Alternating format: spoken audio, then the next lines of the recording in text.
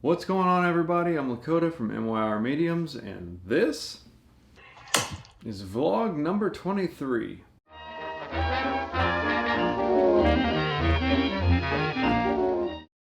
I love how I've been calling these videos vlogs for the better part of a year now, despite the fact that they're not actually vlogs and nobody's hopped in to correct me. I also enjoy the fact that I got a haircut so that I would look better on camera, and decided to start filming immediately after waking up. I'm not sure what the majority of my videos would be classified as, but I can tell you for a fact that this one in particular is a how-to video. Creativity blocks are a nightmare for anybody that's relying on art sales to make a living. And even if you're not relying on your creativity for money, constipation of the artistic GI tract can be disheartening and leave you feeling like you're losing interest in your passion. So this is how to give yourself an artistic enema to clear out any brain blockages and get your creativity spewing forth regularly. Let's get started. My go-to method for breaking through creativity blocks is to make multiple washes. What I'll do is I'll take multiple sheets of watercolor paper in multiple sizes and I'll just start splashing color onto it. I'll start splashing and spreading and dripping and splattering. And the beautiful thing about this is that you don't have to think while you do it. You just make a mess. Or take this time to experiment with colors that you don't normally work with or patterns you don't normally work with. And what will happen is either on the first one or the sixth one or the 12th one, it doesn't really matter when, but at some point I'll get inspiration and I'll turn that wash into an actual painting. And then there's some times where I won't get inspired that day, and that's okay because this exercise is not a waste of time.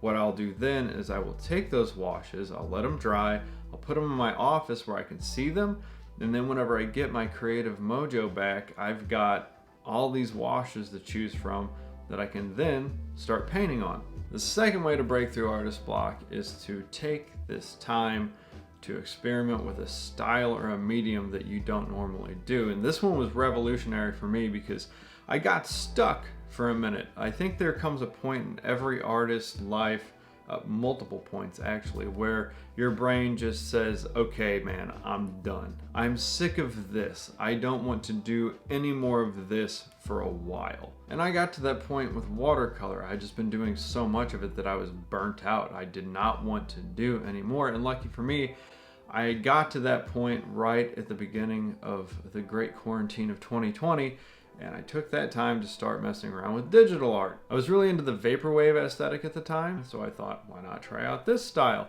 And I picked out a random model on the internet and I started messing around with it until I came up with this image. I'm glad that I did that because it turned out to be a very lucrative style for me. I'm still getting requests to do portraits like this, and I still enjoy doing them, which is always nice. And the cool thing was that held me over until I wanted to do watercolors again. Like, it got me through and I didn't stop creating. I've said it before and I'll say it again. Don't get stuck in one style. Grow as an artist. You work with acrylics? Start sculpting. If you've never messed with watercolors, go get a pack of Crayola washable colors and start splashing it onto paper. If you're afraid of digital, quit being a bitch and go spend $1,200 on the equipment. That's probably not a great example, but you get the point. Also, keep in mind that what you learn in one medium will help you grow in your go-to medium. A third way to break through the barrier is to tell people that you're open for commissions. Now this one is tricky and it's not for everybody, but it has gotten me out of a few corners. There's moments where I just absolutely cannot think of anything to paint. And that's half the battle, right? Sometimes, and not all the time, that's why I say it's not for everybody. Like, you have to be really comfortable with yourself as an artist to do this. But sometimes if you give that part of the project to somebody else, i.e. the client, who tells you what to paint, now you don't have to think up that part. You know what you have to paint. All you have to do is focus on how to execute it in the best way possible.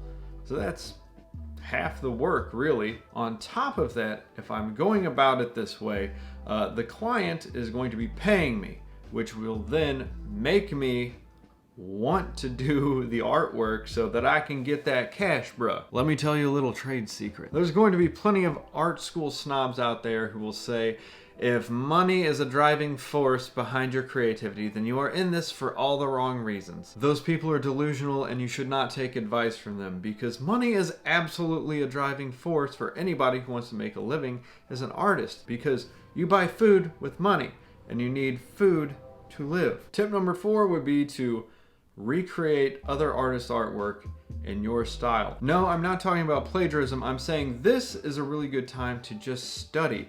Continuing education, if you will. Find a piece by one of your art heroes and then just recreate it and make it look like your own piece. Again, no plagiarism. Do this as a learning experience, or reach out to an art friend and say, hey, why don't we swap pieces, recreate them in our own styles, and see what we come up with. It'd be a cool little collab and bonding experience for you guys. Also, I just did this recently and made a video about it. If you have kids, take their artwork and recreate it in your style.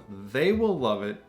I had a blast doing it. They were super stoked to see their artwork done, to see what it could be, and it's very encouraging for them. So that's an option too. Last but not least, and this is important, take a break. You might just be completely burnt out. Everybody needs a vacation every now and then. Sometimes your brain just needs to relax. But if you do this, try to keep your brain active. Maybe don't mess around with visual arts for a week or two, but try writing poetry, even if it sucks, or a short story. You never know. You might take a break from art, start writing a story, get wrapped up in it, and then all of a sudden you've got the next bestseller.